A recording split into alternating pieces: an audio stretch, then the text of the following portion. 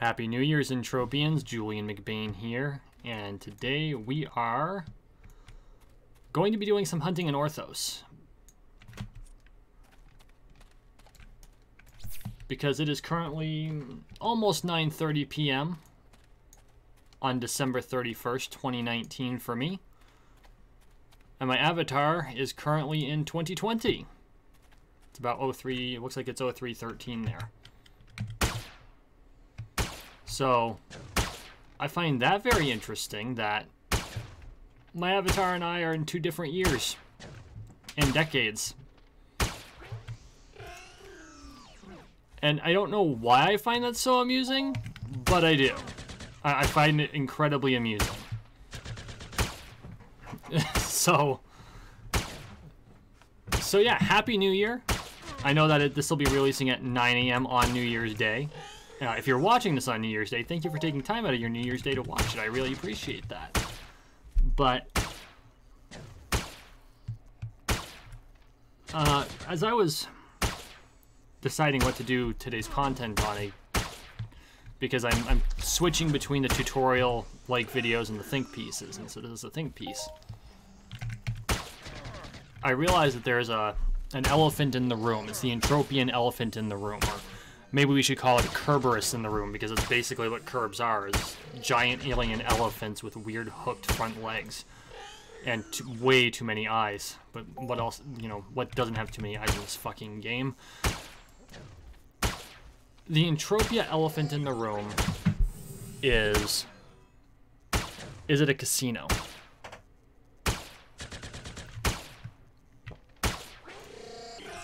Is Entropia Universe a casino? And I think it's something that's been addressed several times. It's because there's a lot of casino-like elements to it.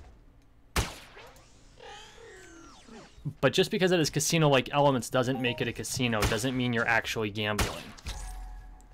And there's a reason that I say it like that, because Entropia Universe has a tendency to attract people who like the idea of risk versus reward. When you go out hunting or you go out mining, you never know if the return you're going to get in loot is going to be greater than or less than the amount of ped you put into that particular hunt or mining run. And so it feels like there's an element of gambling to it, because you're gambling that you're going to come back with more loot than you started it with in ammo, and the chances are you're going to lose that bet.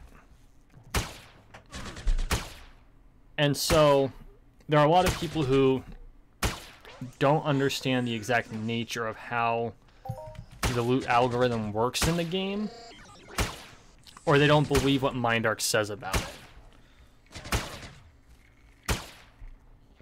And to a certain extent, I can understand.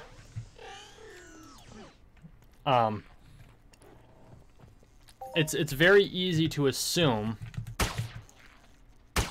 that the house, the quote-unquote house, MindArk,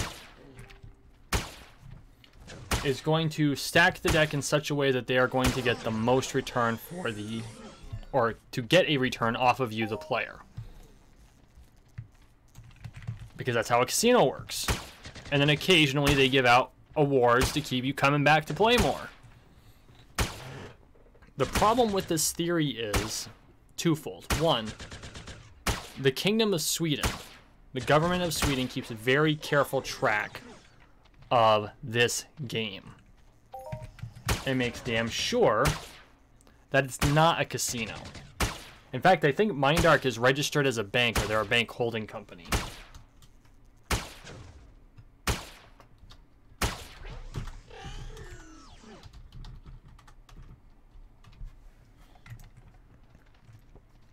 And if you're a bank holding company, you can't be a casino.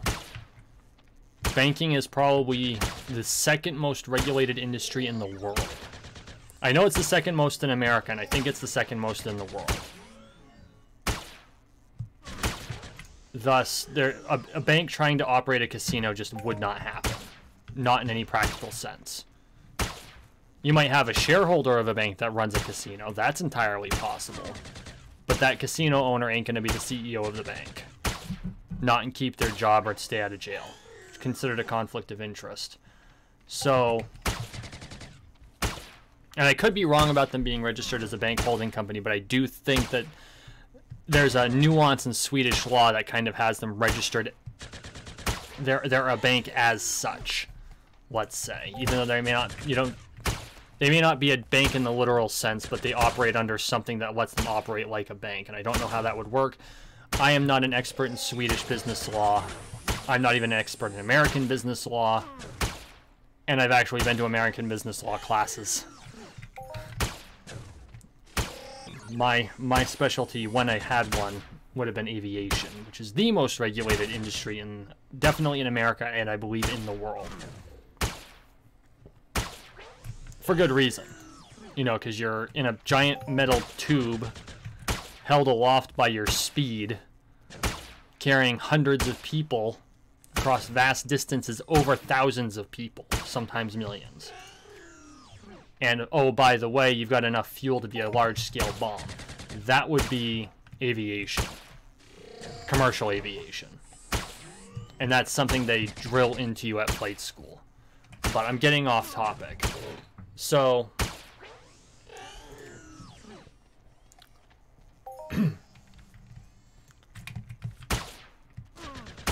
if it's not a casino, why does it trigger all of these casino-like urges in players? And I think that there's a couple of reasons. One, generally speaking, the amount of raw return in loot you see does not equal the amount of ped you put in. You're going to come out on top sometimes, and you're going to come out not on top more often than not. And so there's a definite casino feel to it, right? But the thing that I think most people miss is that what you're not getting back in loot, you are getting back in skills.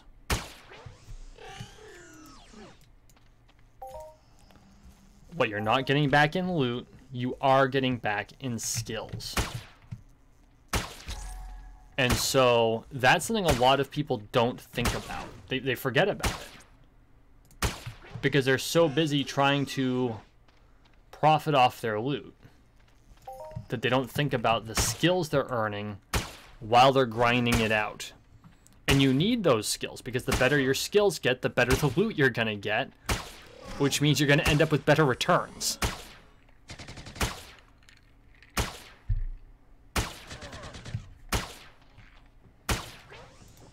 And so, in the end, it scratches the gambling itch without actually gambling.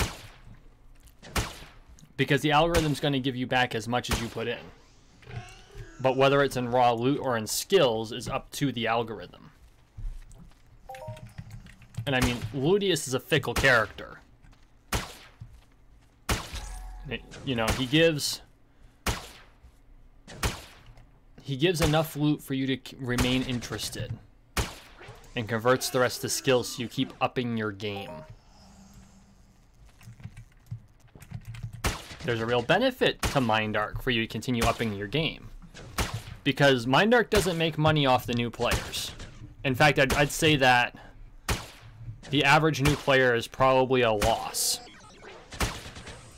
in cost of electricity over profit. Keeping in mind that they still have to keep the lights on, and they have to keep the servers going, and they have to pay their developers, and they have to pay their administration, even though it's a very small team. I think Mindark consists of like less than 20 people. They still have to pay them. And all that payment comes off the repair terminal. So the real money makers for Mindark aren't the low-level players, although there are enough low-level players to sustain them, I'm sure. But the majority of the money that the low-level players are cycling is going to be cycled in ammo and sales to the trade terminal. And I don't know how money that is put into the trade terminal and new gear gets cycled through. I think it's added to the loot pool. That might be part of how they fund globals. I don't know that for sure, because the Ludius algorithm is extremely proprietary. It is a trade secret. I wouldn't even dare try to... If I could figure it out in my head, that would be fine. Would I be so bold as to try and, like, con someone into giving it to me? No. I know better than to screw with trade secrets. Having possessed a couple... Possessing a few myself.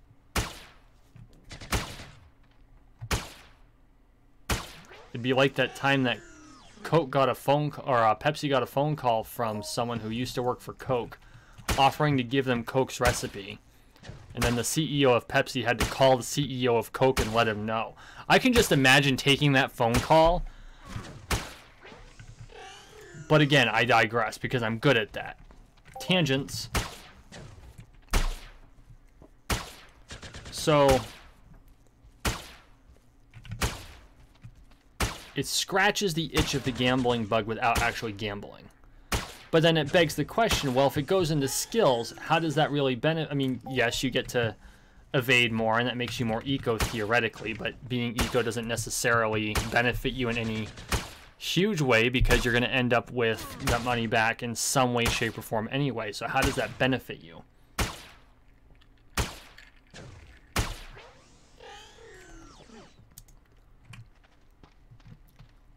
And the big answer comes with the looter professions, which I don't know why I'm looking at animal. We're hunting robots. Robots? Are you going to tell me the only looter profession that's not up here is the one that I'm actually hunting? Okay, screw it. The better your looter professions, the better the overall loot. That's factored in. And I know that some of the gains from that will be made up for by those hunters who are out here hunting inefficiently. Hunting over their level. They don't have the skill to loot things properly. But that's all built into the algorithm. Oh, I did not see you there in the bushes, which is probably your plan, even though you don't have a brain. There is a certain amount of loss for people who do not hunt efficiently.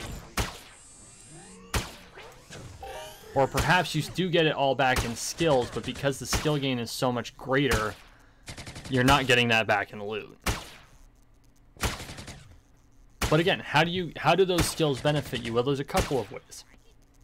One, they do allow you to tackle bigger things.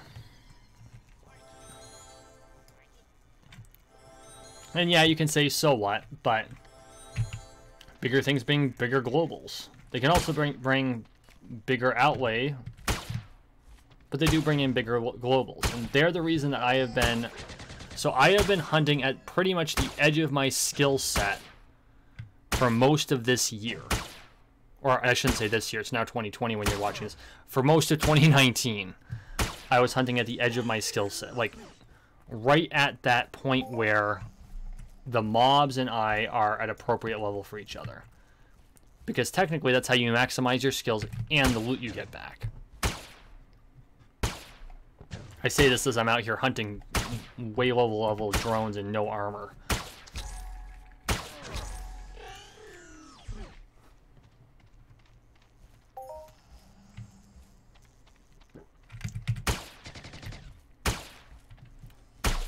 The skills I gain,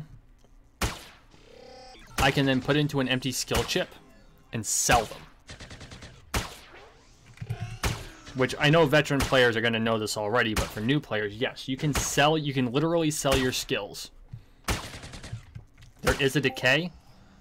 I think you lose 50 pec, so half a ped, whenever you put any amount of skill into a chip.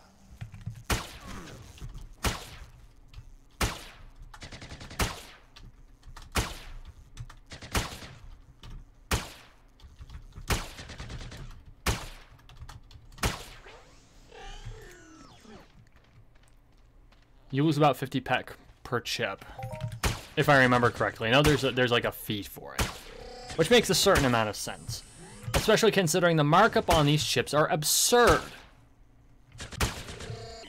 Like, I could sell 10 ped worth of evade skills for something like 300 ped. I wish I was making that up. It's just the skill, the markup on skill points is ridiculous. If you farm skill points and you put them into a skill chip and sell it and go out and farm more skill points, you could probably pay for everything and for a couple of deeds every round.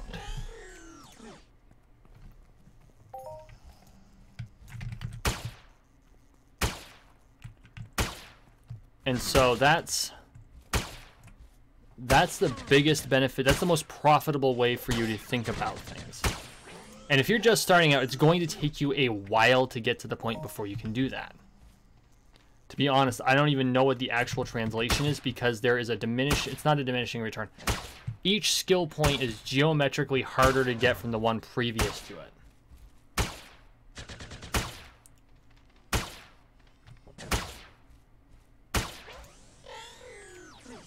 So your first skill point takes X number of shots to accomplish. Let's say it's 1. And then the second one is 2 more. And then the third one is 3 more. And then the fourth one is 4 more. And it just keeps adding up. But I think it's more geometric than that. So instead it would be like 1, then 2, then 4, then 8, then 16. And it just exponentially grows. I think it's a tetration if you really look at it. Of course, I don't have the access to the skills formula either, and I'm sure that's the second highest guarded secret that Mindark has. The Ludius formula is probably better guarded than the nuclear football, which is kind of disturbing. No, that's not true. I know that's not true.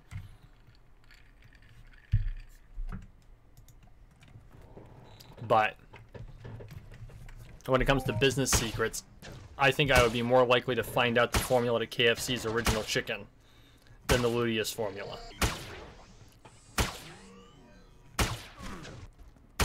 Which of course has its own utility.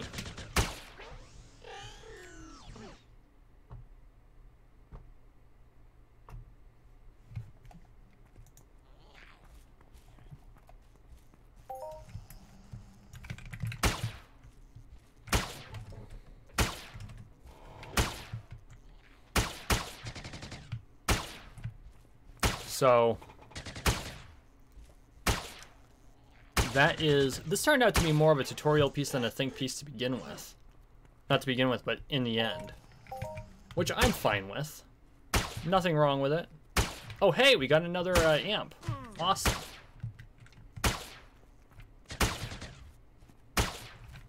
Those B101s on Buchan's spare rifle or on the TT rifle, they don't sound like much and they're only worth like 8 pek.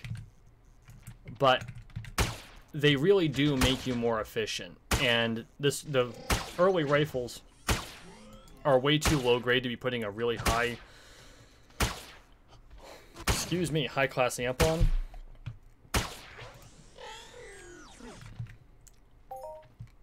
So I'm glad that they drop at the rate that they do. Oh, I picked up a Rubio in there too. Not full TT though, that's a shame. The amp isn't full TT either, but I'm not so worried about that. And yeah, I decided to pack my Laconian sword. I wasn't sure what I was going to hunt tonight, but I decided I wanted to hunt drones. I like hunting drones.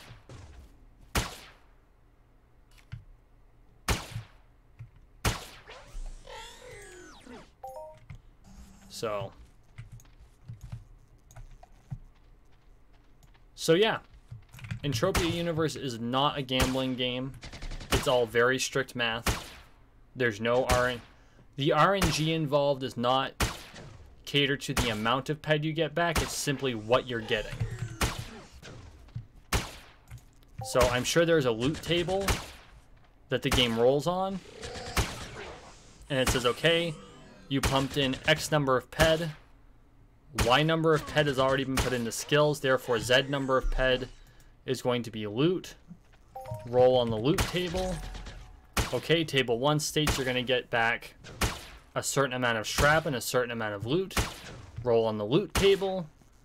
You get X amount of loot, or you get such and such loot, such as like in this case, it would be like a B101 or a Rubio. Alternatively, it might turn around and say, oh, you don't have the skill for that loot, or you did not get enough ped loot back for that, so we're going to give you more shrapnel. At least that's how I view it. We're going to get to a safe distance from these drones so I can do yawn outro. But no, there's no gambling going on. And there are there's all kinds of loot theories. Mine is still developing. I'll need to do a loot theory video again. I did one about 6 to 8 months ago. It might have been at the beginning of the year. It might have been as early as the beginning of the year. But that's the extent of it. So, thank you for watching. Thank you for listening. Please like, share, and subscribe down below. We are on the road to 13 million subscribers, one subscription at a time. So make sure you subscribe. Guys, I appreciate all your support. Welcome to 2020, folks. I am looking forward to an awesome 2020. Happy New Year. And we will see you all next time.